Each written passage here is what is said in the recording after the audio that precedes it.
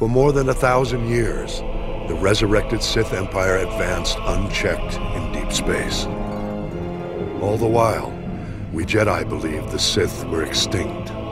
Though several self-proclaimed Sith Lords challenged the Republic, they were all fallen Jedi, not true Sith.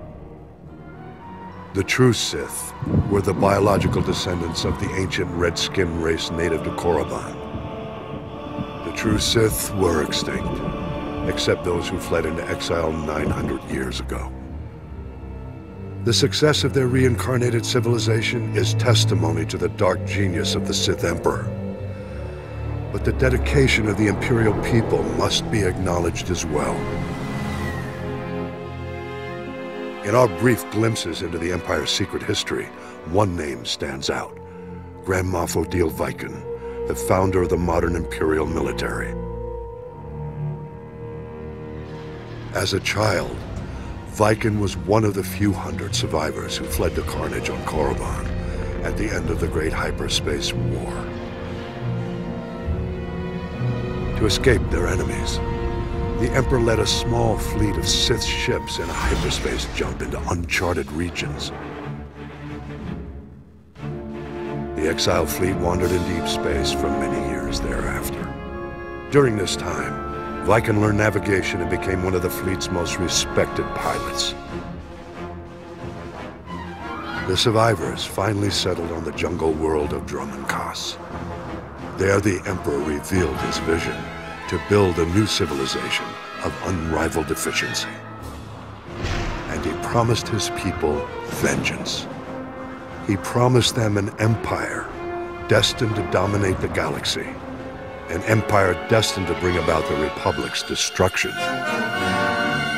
The Emperor's role in Reconstruction was as visionary alone.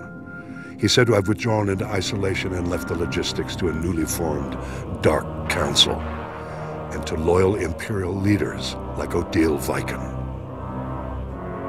While the Dark Council debated long-term plans in the Sith power structure, the young Viken took on the monumental task of establishing order.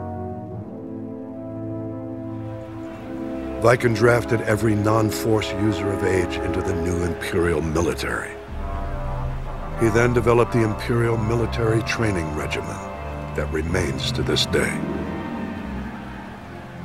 With his army well-trained, Viken led a campaign to carve a footprint into the wilderness of Dromund Kaas, to create room for the Empire's new capital to flourish. Records suggest that during the campaign, he personally slew a rabid Tyrantatek on the site where the Imperial Citadel stands today.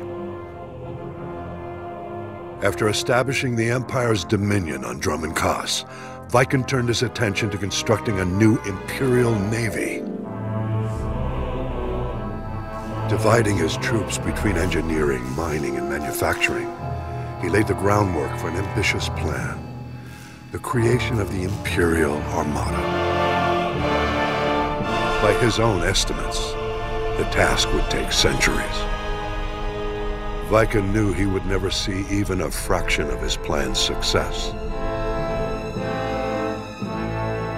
Nonetheless, he garnered the support of the Dark Council and started the work.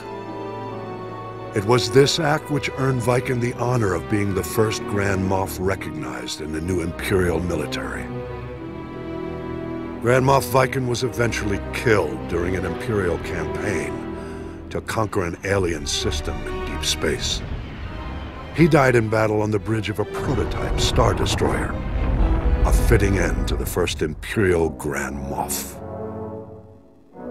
Though Viken was lost all those centuries ago, his plan and his name lived on to inspire countless generations who marched under the Imperial banner.